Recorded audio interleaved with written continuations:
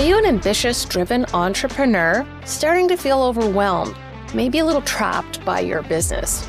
Well, I have a solution for you. It is the 5-day Bottleneck to Breakthrough Challenge, where in an hour a day, we will give you the roadmap, the blueprint, the treasure map to where you can find yourself with more free time, more freedom of money, and a more valuable business.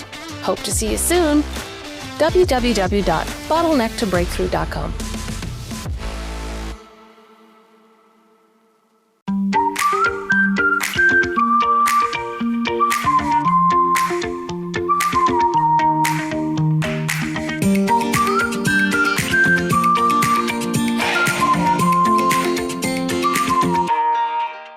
Hello and welcome to The Real Bottom Line, the podcast for entrepreneurs featuring entrepreneurs. Today, my very special guest is Jackie Dinsmore, and she wears many hats, one of which is lawyer, one of which is serial entrepreneur, and one also is investor. So we're going to have a very interesting talk today. So I'm super excited to have you here, Jackie. Welcome. Thank you so much for having me. Really excited to chat with you. Oh, that's awesome. Now, we start this podcast a lot of times with trying to understand your journey to entrepreneurship. Were you always an entrepreneur at heart, or is this something that you stumbled into? How did this start for you? Well, good question. So we were always that family that had garage sales, and my parents had a number of businesses. Like they had a nutritional supplement business on the side, and like my dad was a chartered accountant and my mom was a stay-at-home mom, but I was always kind of observing them doing these small little side businesses. And I used to get so excited about garage sales one day. Like I'd be like, oh my gosh, we sold that for $10. So I think my dad in particular really kind of nurtured the entrepreneur in me. But sadly, when you and I were going to school, they didn't really have entrepreneurship programs. Like it was like math, science, French, history, business, but business didn't talk about entrepreneurship. When you're in business, are you going to be an accountant? Are you going to be, a finance person? Are you going so it was very, very different. So I kind of stumbled into entrepreneurship. I think it was always my calling.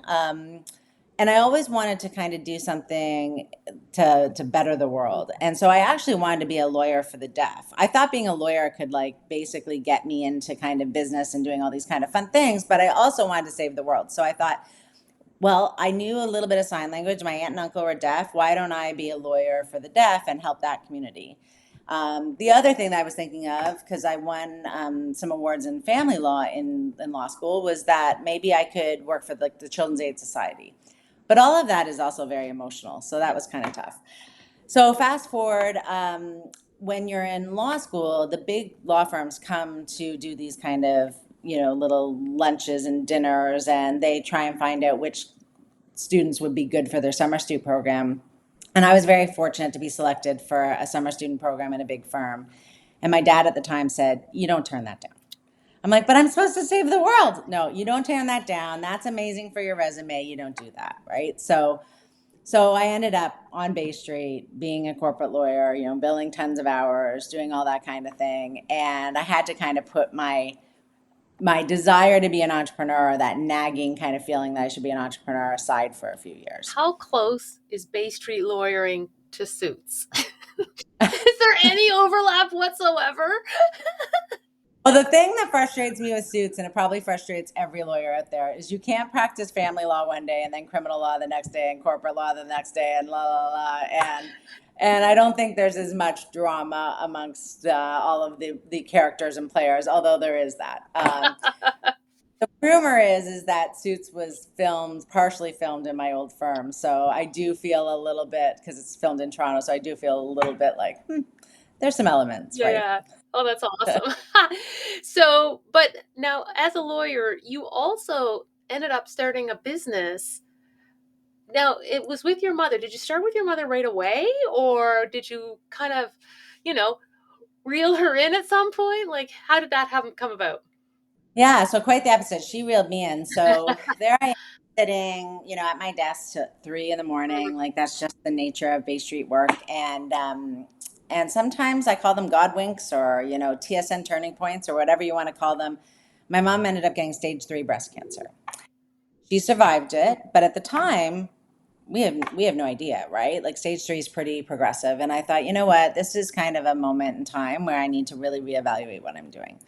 And a job came up at the Toronto Star 4 days a week, which was unheard of in our profession. You know, it's very, very rare that you can work part time.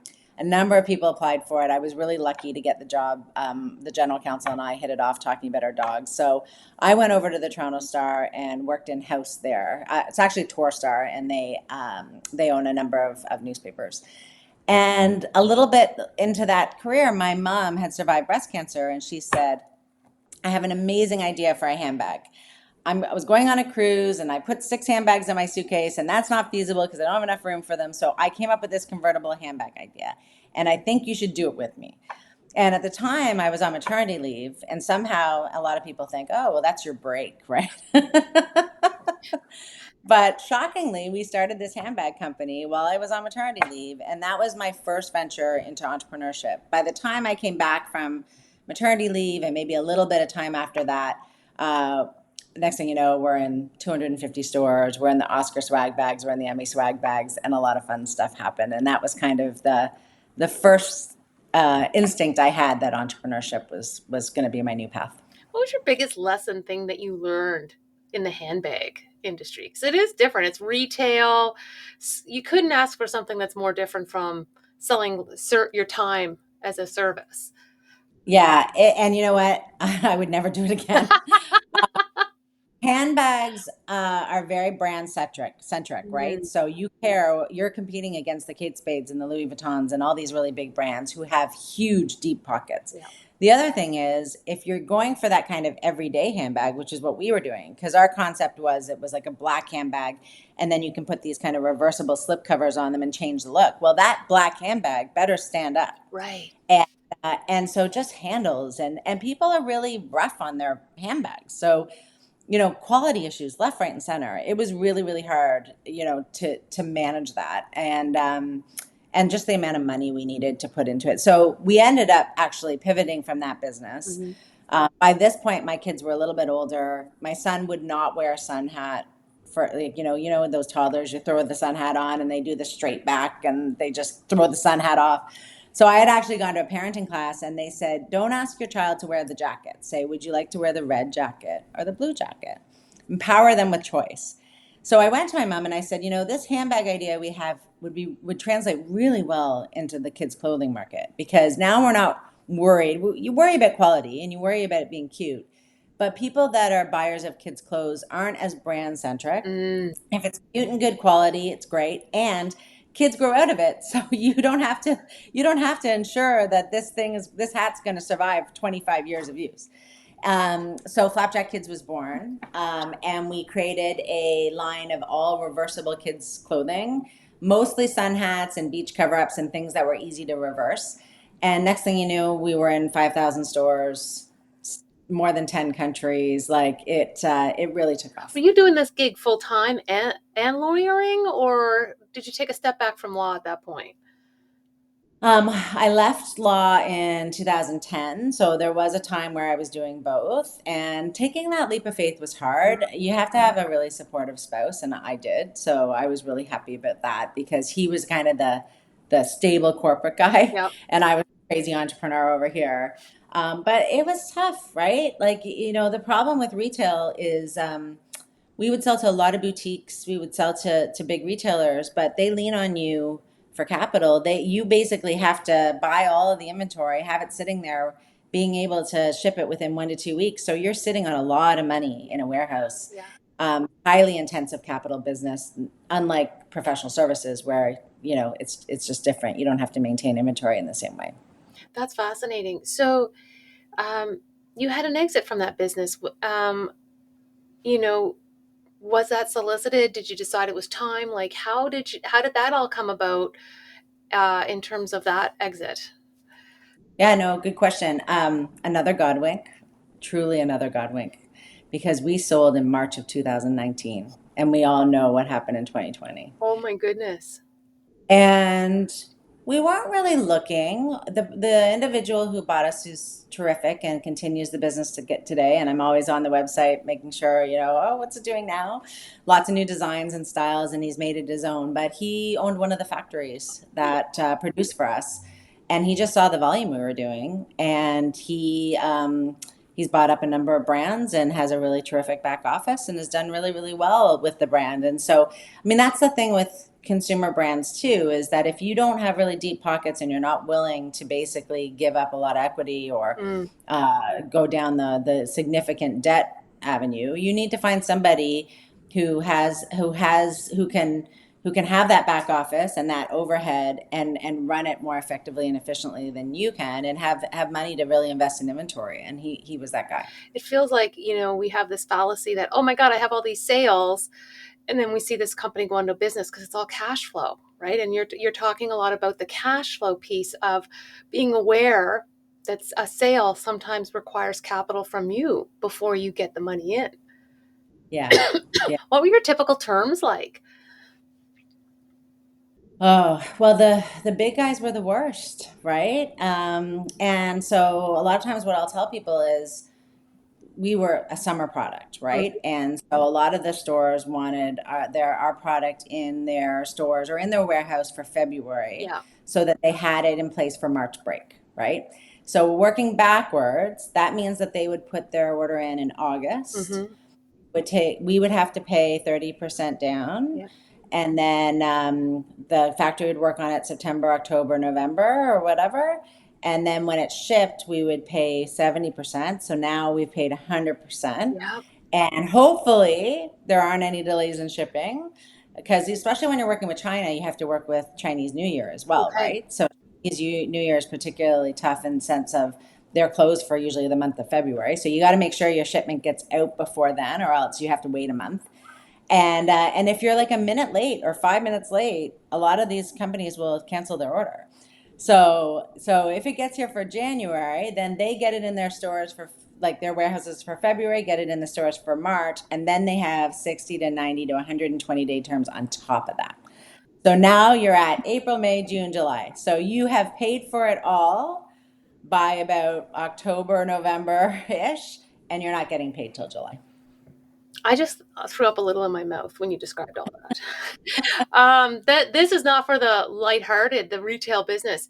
The other thing I find fascinating about the retail business is just how far in advance your promotions and everything else has to be planned out. Like Valentine's Day has to happen in October or whatever. Like, were you guys doing more of a push pull? Like, who was doing the marketing? You guys as well, or just the retailer who bought your product? Like, Mostly the retailer, and we had distributors as well, but you're always working like basically 6 months to a year in advance, right? So when it's summer, you're working on winter products. When it's winter, you're working on summer products. And at least kids stuff, lions and monkeys and frogs and bears don't really go out of style. right. Handbags are a little tougher, right? Because the styles can change so quickly. You're working on something a year in advance, but who knows if that will change? And all of a sudden, you thought that red was the color of the season. You've just invested in thousands of red handbags, and guess what? No, red's not the color anymore. It is So, orange. Or yeah, it's true. Like you almost have to be like such a predictor of the future of yeah. uh your requirements and the colors and the design, like so many elements. That's interesting. So do you miss that business at all? Yes and no. Yes and no. I mean, my really good friend Kelsey Ramsden wrote a book called The Success Hangover, and Mhm. I talk about this a lot. And I know that, like, sometimes there's all these little violins out there, like, "Oh, you sold your business. How sorry do we feel for you?" But my mom in particular, she was like close to 70 or around 70 when we sold. And she knew that she wasn't starting a new Yeah. business after this. She knew that this was kind of like the Yeah. end. And I think she in particular had a hard time with it. She was used to going into the office and seeing the employees and Mm, being a part of something. And what I've told a lot of people is that it's not the size of the check, or it's not the check for a lot of yeah. people, right? It's about the sense of purpose. And there really is such thing as a success hangover, that once your baby's gone, like, what does the next chapter look like? And I think that's hard for a lot of owners that have exited. Well, the statistics around that of owners regretting selling is in the 76% range in the year. And I think that's because, to your mom's point, she had an ecosystem of friends and community and camaraderie that wasn't anywhere else at that Yeah. level. So then if you haven't built that outside of the workplace, I think there's that sense of loss that's even more. because of Yeah. it's the human connection that they miss too. And we realized every dinner conversation was about the business. Every lunch conversation was about the business. And so after we sold it, we talked about it a little bit. But then as time has gone on, we don't talk about the business anymore, right? And so our conversations, the nature of our conversations have changed. So it's something to kind of be wary of. And I think the Rolling Stone gathers no moss, and I think you should always be doing different things. My mom's taken up painting since and is taking on some other hobbies. But and then I had another business that I was able to go to. So. Oh, that's amazing. Now, you went back into law and had another exit, which is, when I talk to lawyers and about their firms and stuff, because, helping people with their value of their business, they don't perceive that there's a market for a law firm. So, how did that journey start? What happened there? Sure, sure. And I actually have had two exits of professional services. I'm not going to go into the dribs and drabs of it because it's a little complicated, but I was really frustrated with lawyers. So when you're in house at the Toronto Star or Torstar or any company, you are actually a consumer of legal services. People don't necessarily realize Mm, that. You actually hire external counsel, yeah. and because you're not expected to do it all yourself in house. You try and do as much of it as you can in house, but not expected to do all of it in house. And so I would hire external firms, and I got really frustrated with them. Four lawyers on a phone call, lawyers not calling me back. I once had a lawyer pick a very expensive steakhouse for us to go to for lunch, and not only did he make us pay for the lunch, but he made us pay for his time during the lunch. Like, I just think customer service in the legal profession has gotten so bad over the last 10, 15, 20 years. Yeah.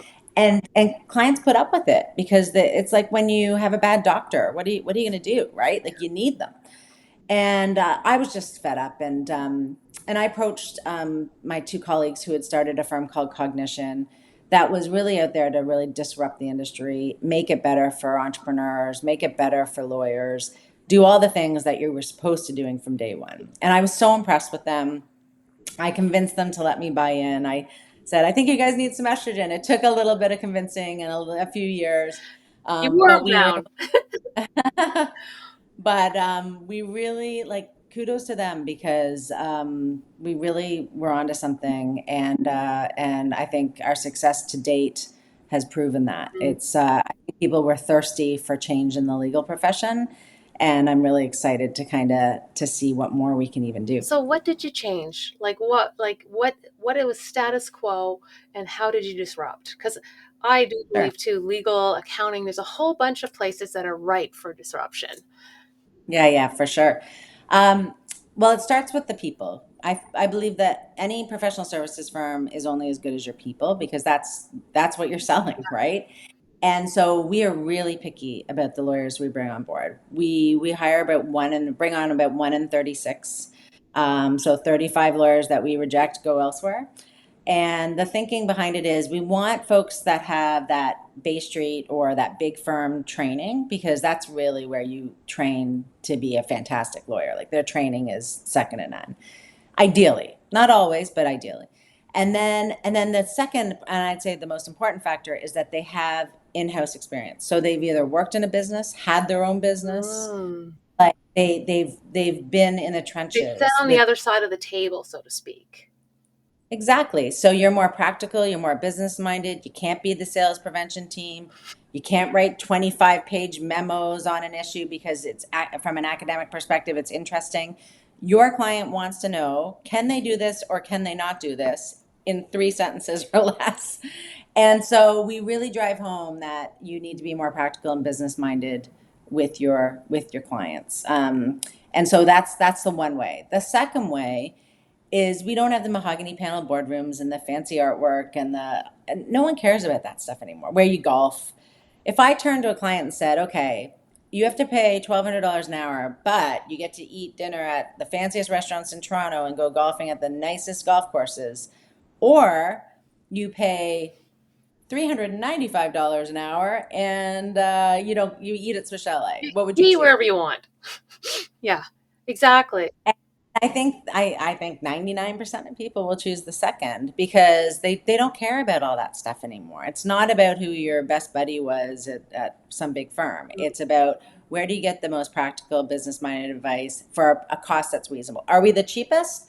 I don't want to be a race to the bottom, No. My view is it's like when you hire a contractor. You might not hire the most expensive contractor to help with your house. You're not going to hire the cheapest. But what about somebody that's kind of here in terms of cost, but the value is incredible? And so that's what we really tried to do. And then I think the last way we disrupted is technology. Oh, A lot of firms are so scared of technology in the legal industry. mm, And they've always been. I remember there was a lawyer that I worked with who didn't believe in email, didn't want to use email, and he dictate what he wanted to say in an email, and his assistant would type the email and send it out.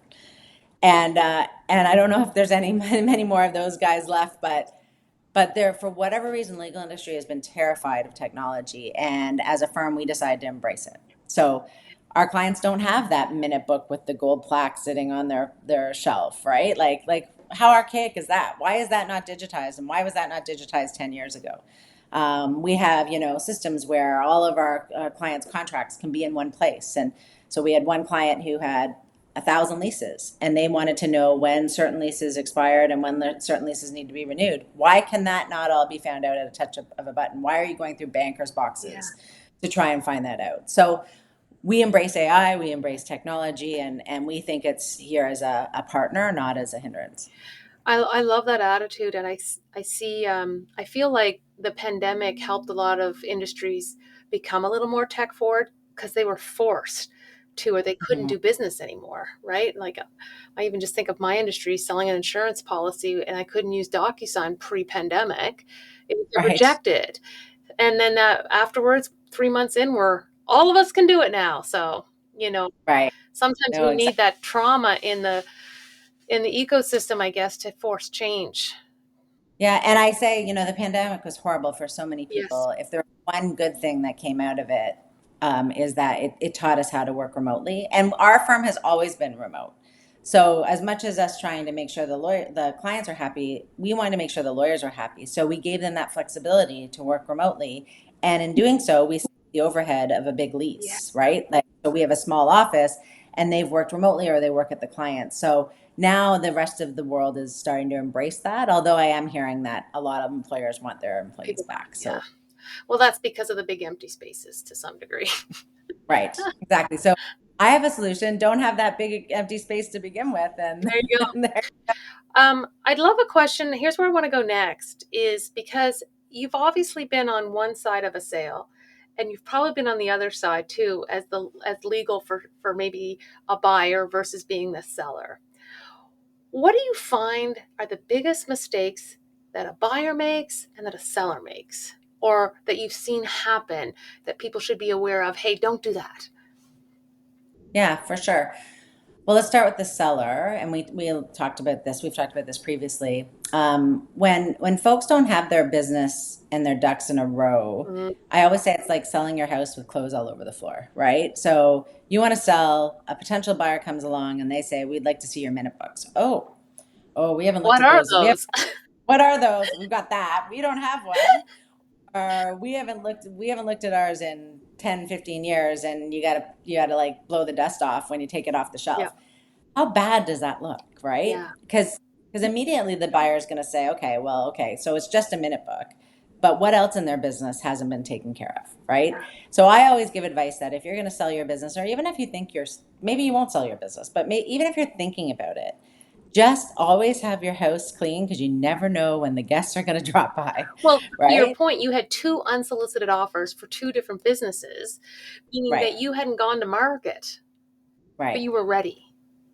You have to be ready. You absolutely 100% have to be ready. And then on the buyer side, I see a lot of buyers, who have rolled up different industries, which I think really is Yeah, interesting, right?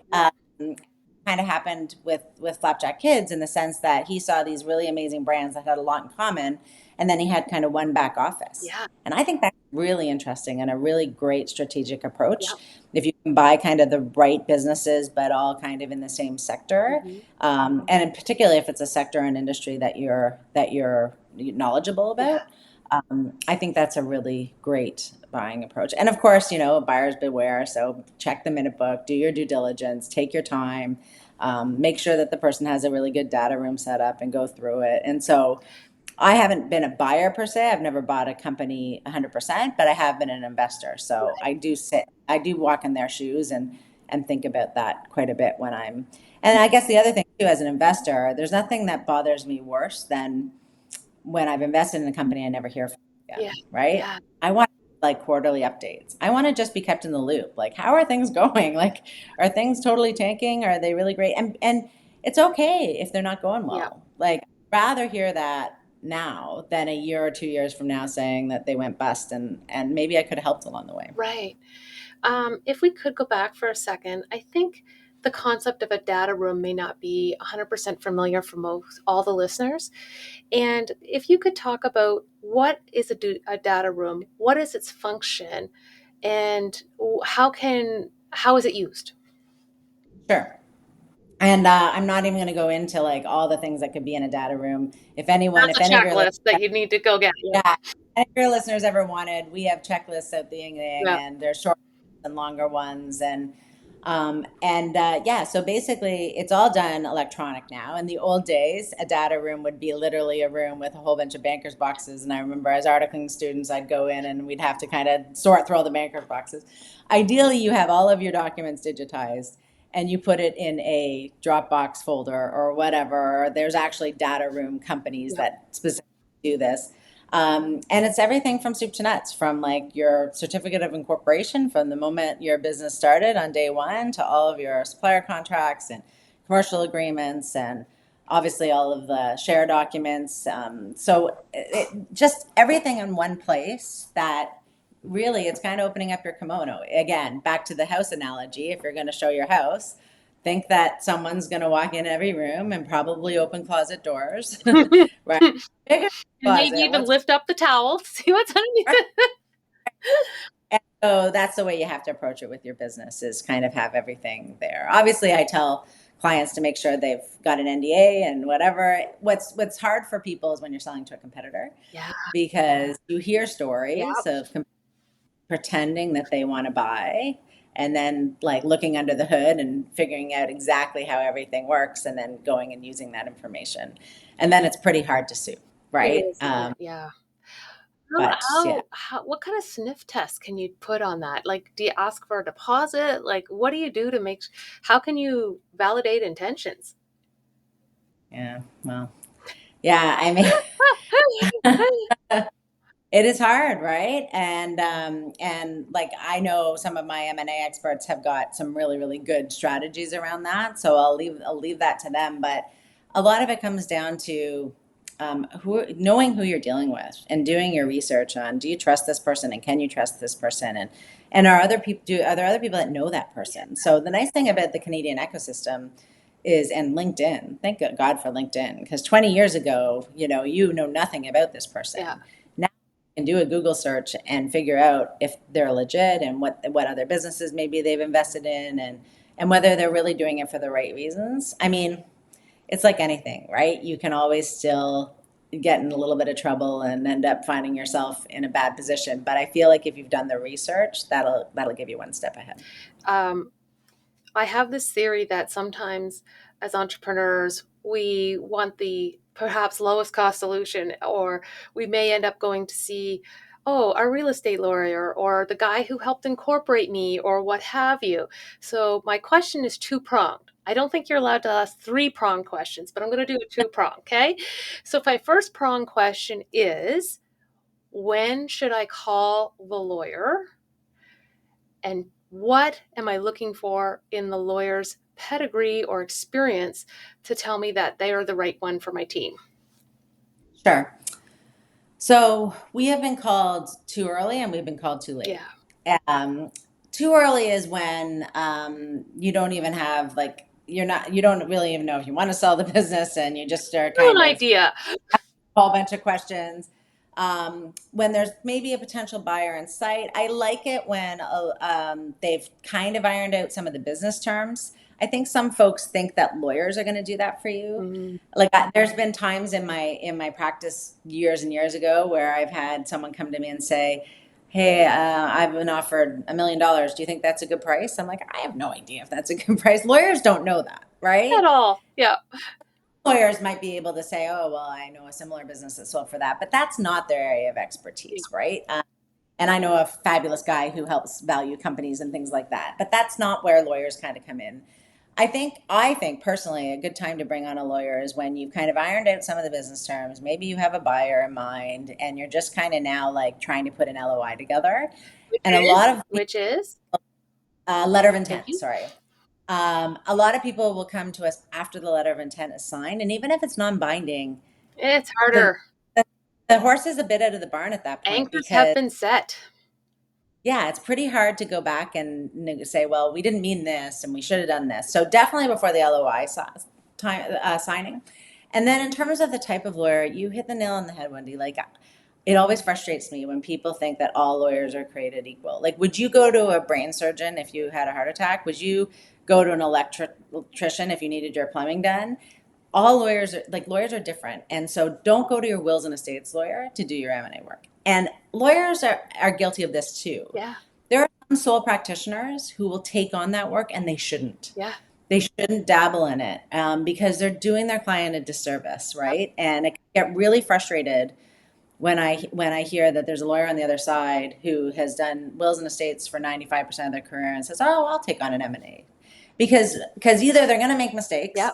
or they're going to just cause way more work to be done by both sides, and the deal will close way later than it should. And So cost you more in the end anyway, because caution in the end, and so find somebody that really they've done this. Ask them for their deal sheet. Ask them what deals they've done. okay, They don't have a client name, but they can say these are the values of the deals here's that the I've tech, done. here's the industries I did, here's the value. Yeah, perfect.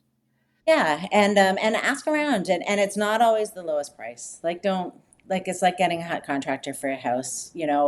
Ask around, get maybe three quotes, gets three Yeah. referrals, three suggestions. Consider Caravel, why not, right? But Please, well, left shameless plug, but yeah, I think that's the best way to approach that. I do like that. We've had a pretty wide ranging discussion here today. Is Yeah, there a nugget of wisdom that I haven't managed to pull out of you yet that you think entrepreneur you'd like to share with our entrepreneurial listeners? sure. So a few things. So what does success look like? A lot of people think it's that rocket ship. It's a bowl of spaghetti. Yeah. It's a bowl of right? And I've seen so many entrepreneurs quit like when they're probably a kilometer away from the finish line, and the like. So just keep pushing. I mean, obviously, no one wants to get to a point where they're basically selling their house and all their assets to make payroll, but you know keep pushing because sometimes you're way closer than you think, and entrepreneurship is not pretty. It is a bowl of spaghetti. I would say surround yourself with people who do things better than you. Mhm. That's how Bill Gates got to be successful. He's a smart guy, Yep. but he surrounded himself with people who had strengths that he didn't have. And I think some entrepreneurs are pretty egotistical, and I think at some point you have to recognize that like if you just keep working on your weaknesses, it's just a really strong weakness. So surround yourself with people who do things better than you. And then I think the last thing is, and this is more kind of with flapjack kids, as some entrepreneurs are perfectionists, some aren't. If you're a perfectionist entrepreneur, just fight that and go to market and fix later. Yeah. Because I've seen way too many entrepreneurs just try and perfect their product or their service or whatever, and then they miss the boat because someone else has gotten ahead of them. Yeah. So just get it out there, as painful as that feels, and get customer and client feedback and fix like build the plan, applying it. I love that. I always think of Seth Godin, who says, if you're not embarrassed by the thing you shipped first, you shipped too late. Oh, I love that. Yeah. I'm gonna Isn't steal it that. great? Yeah, Jackie, how do people get a hold of you?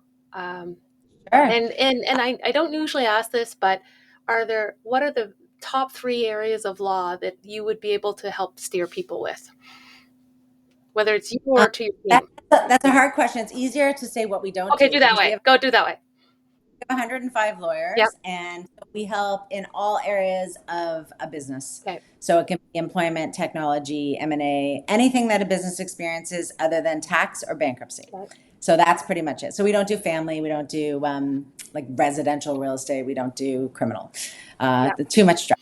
A caravel, just so you know, is a small ship that navigates waters that big ships don't navigate. It's one of those ships with all the sails on it. Yeah, yeah. So a lot of people don't realize that's what we are, and so it's kind of a knock, not a knock at the big firms, but just that we're very nimble and very entrepreneurial. So yeah, www.caravellaw.com. My email is jdinsmore@caravellaw.com. Oh my So God. that's it. Thank you so much, Jackie. We'll make sure that information is also in the show notes. I think the real Amazing. bottom line here is hire the level of professional you need when you are doing transactions, because it will save you money and heartache in the long run. 100%. Couldn't agree more. Thanks, Jackie. Thanks, Wendy. Thank you for listening to The Real Bottom Line. This show is produced by Black Star Wealth. Executive producer, Wendy Brookhouse. To learn more about the show or to contact us, go to blackstarwealth.com.